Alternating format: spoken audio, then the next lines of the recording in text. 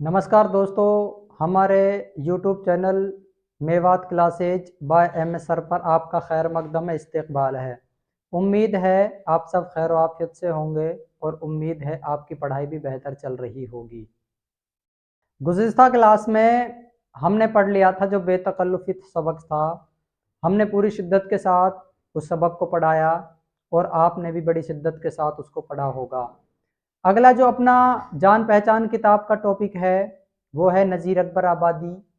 इस वीडियो में हम नज़ीर अकबर आबादी की सवाने हयात पढ़ेंगे जो साल 2024-25 के लिए बहुत ज़्यादा अहम है।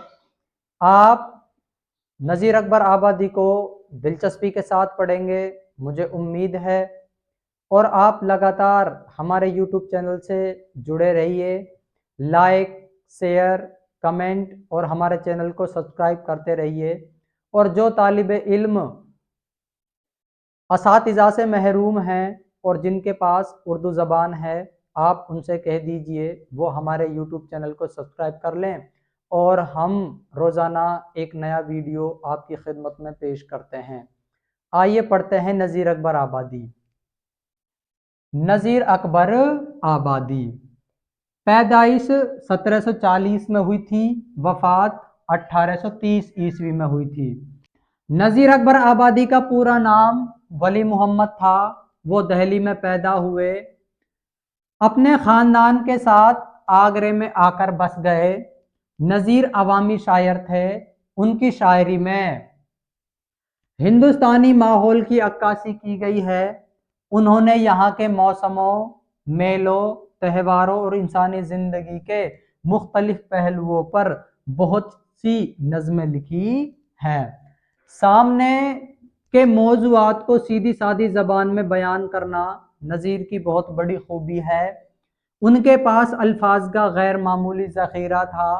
वो मौके और मौजू के एतबार से मुनासिब अल्फाज का इस्तेमाल करते हैं। उनके कलाम में तासीर बहुत है।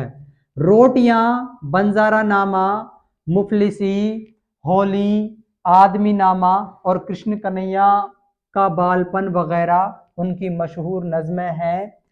इसी तरह हिंदुस्तान के मुख्तलिफ मौसमों, फलों और शख्सियतों पर नज़ीर की नज़में भी ख़ास पहचान रखती हैं। वो उर्दू के मारूफ शायर हैं। हमने नज़ीर अकबर आबादी की जो ये सवाने हयात थी, हमने इसलिए रवां पढ़ी कि अगर आप घर पर बैठकर उर्दू ज़बान पढ़ रहे हैं तो आपको पढ़ने में कोई परेशानी ना हो। आप हर लफ्ज़ का तलफ़ुज़ बआसानी से पहचान सकें और आप भी उसका तलफ़ुज़ कर सकें। आइए मायना के साथ हम नज़ीर अकबर आबादी की सवाने हयात को समझते हैं।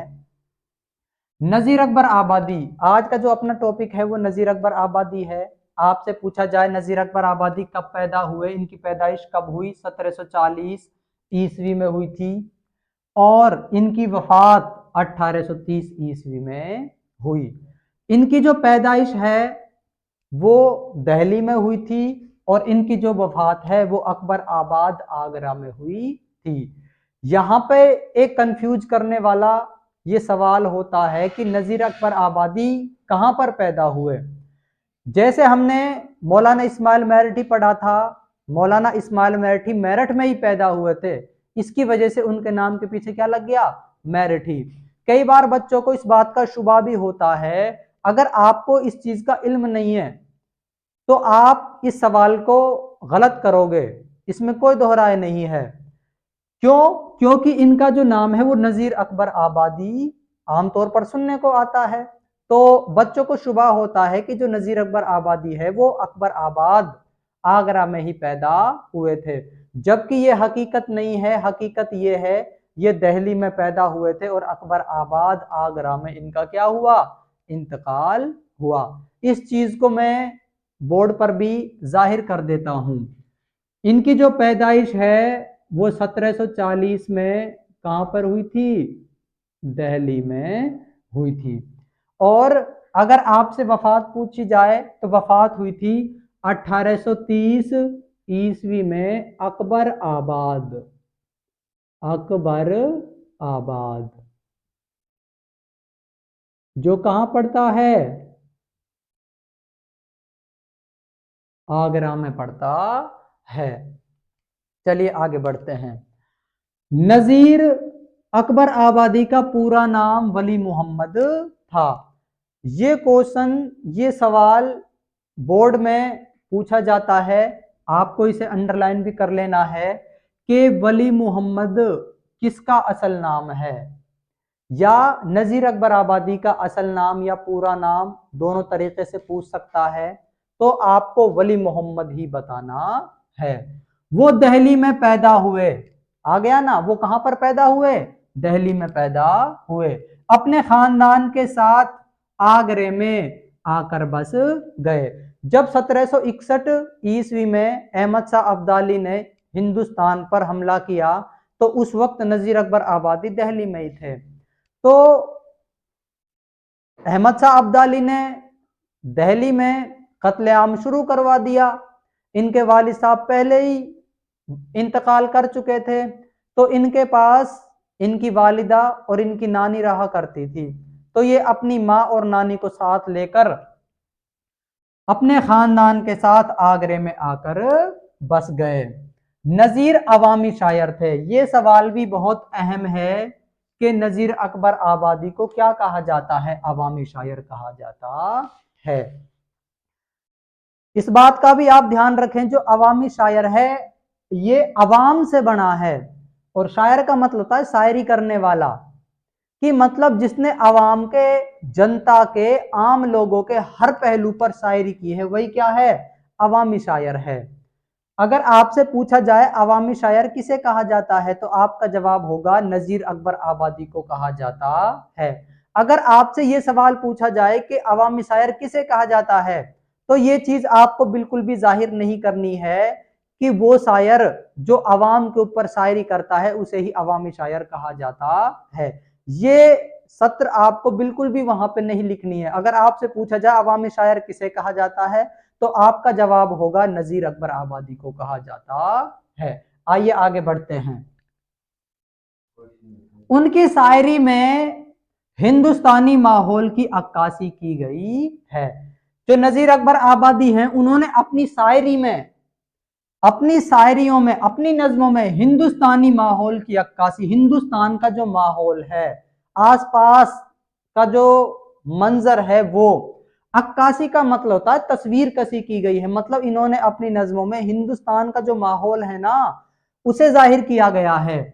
उन्होंने यहाँ के मौसमों, मेलों, त्योहारों और इंसानी जिंदगी के मुख्तलिफ पहलुओं पर बहुत सी नज़में लिखी हैं।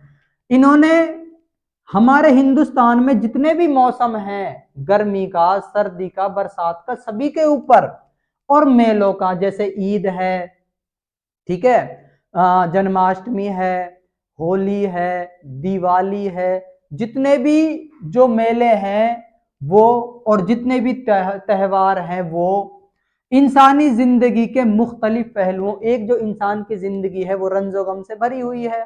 तो जो नजीर अकबर आबादी हैं, उन्होंने इंसान की जो जिंदगी है, उसकी जो हकीकत है, उसके मुख्तलिफ, मुख्तलिफ का मायना होता है अलग अलग पहलुओं पर बहुत सी नज़में लिखी हैं।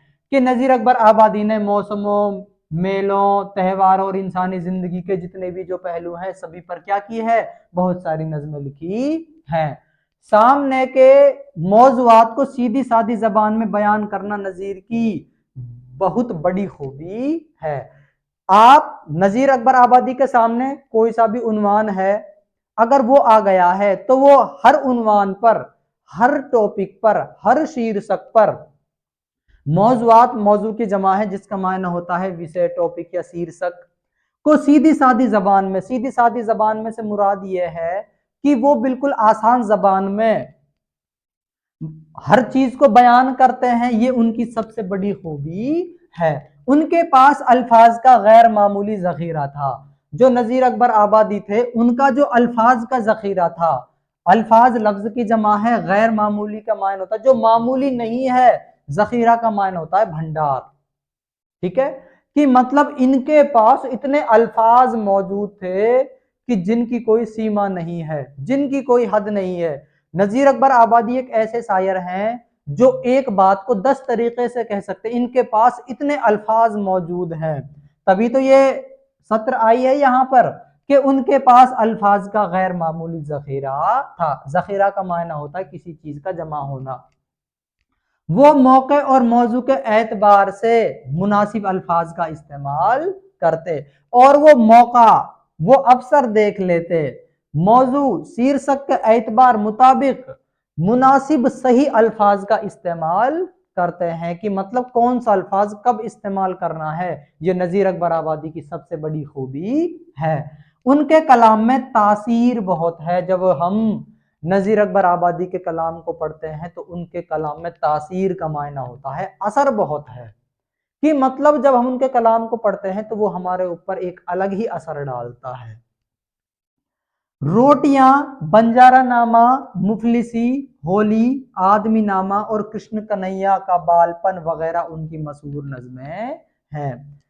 ये जितनी भी नज़में आई हैं आपको ये फौरन जहन नशीन कर लेनी है, क्योंकि इम्तिहान में सीधा और आसान सवाल आता है। नज़ीर अकबर आबादी की कोई 2 या 3 नज़मों के नाम लिखो, तो आपको लिखनी पड़ेंगी ये जो नज़में हैं। और ऐसे भी आ सकता है रोटियां, बंजारा नामा, मुफलिसी, होली, आदमी नामा, ये क्या है और किसकी हैं। ये नज़ीर अकबर आबादी की नज़में हैं। पहला तो है रोटियां, बंजारा नामा, मुफलिसी, होली, आदमी नामा, कृष्ण कन्हैया का बालपन वगैरह उनकी मशहूर नज़में हैं।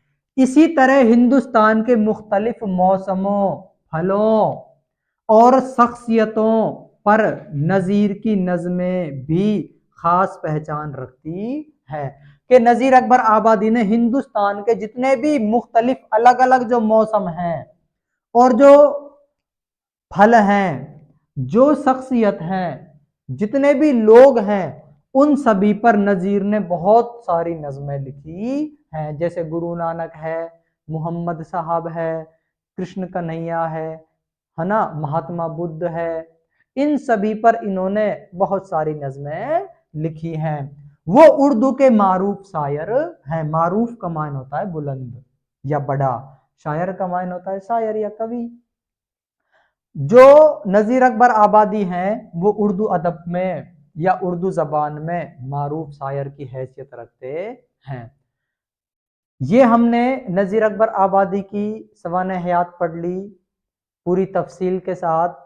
हमने कुछ चीज़ें अपनी तरफ से भी ऐड की हैं इनकी सवाने हयात में, जिससे आपकी इल्म में इजाफा हो और आप जो तमाम बच्चे हैं उनसे आप अलग कोई 2 या 4 लाइनें लिखो।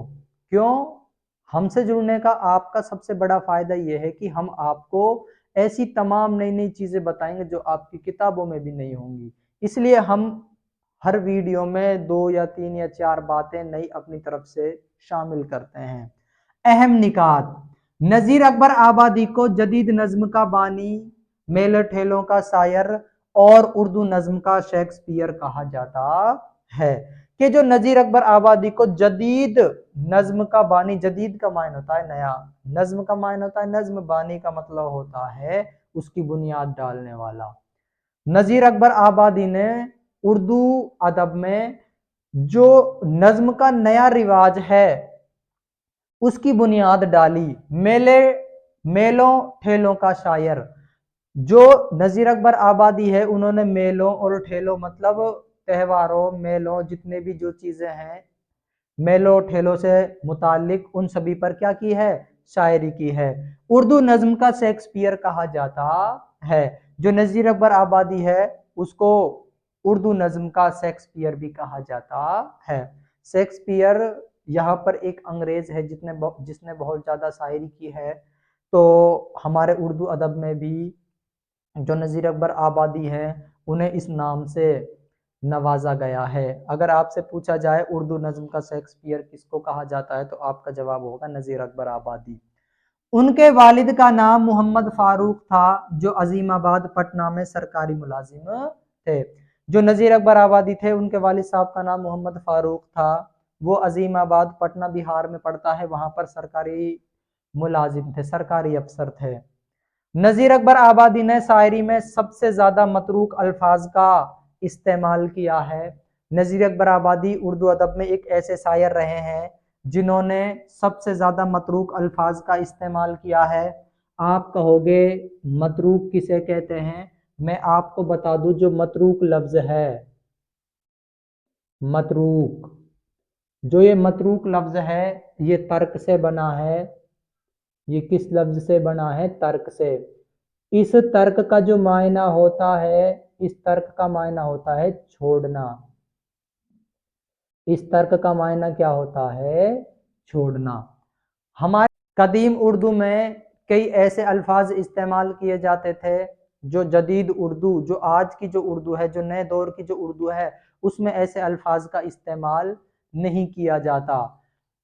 वो अल्फाज जिनका पहले उर्दू में इस्तेमाल होता था लेकिन जदीद उर्दू में इस्तेमाल नहीं होता, ऐसे अल्फाज को मतरूक अल्फाज कहते हैं। हम आपके सामने मिसालें भी पेश करते हैं।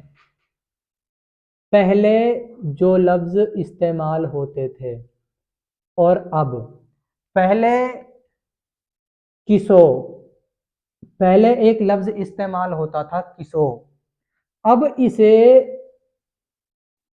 किसी कहा जाता है।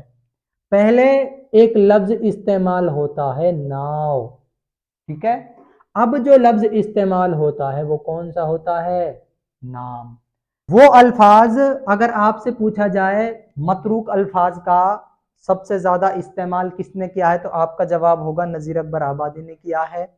जो मतरूक लफ्ज है वो तर्क से बना है जिसका मायना होता है छोड़ना। ऐसे अल्फाज जिनका कदीम उर्दू में तो इस्तेमाल होता था लेकिन जदीद उर्दू में इस्तेमाल नहीं होता। जैसे पहले जो लफ्ज थे, पहले जो लफ्ज इस्तेमाल होते थे उर्दू जबान में, किसो, नाव और कभू। लेकिन अब जो जदीद उर्दू में जो लफ्ज इस्तेमाल होते हैं वो है किसी, नाम और कभी।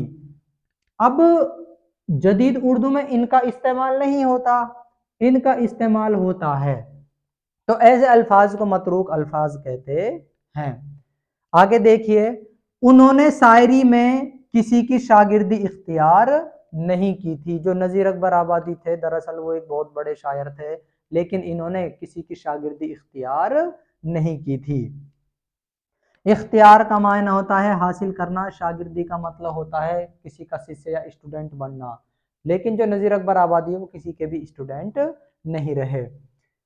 उम्मीद है आपको नजीर अकबर आबादी की जो सवाने हयात है वो समझ में आई होगी। हमने हर वीडियो में आपके लिए कुछ सवाल छोड़ रखे हैं। आप इन सवालों के जवाब हमें कमेंट में दिया करो, क्योंकि हमें इस चीज़ का इल्म होता रहता है कि जो बच्चे हैं वो हमारे साथ के साथ तैयारी करते चल रहे हैं। क्योंकि आपको अपना टारगेट 100 नंबरों का रखना है।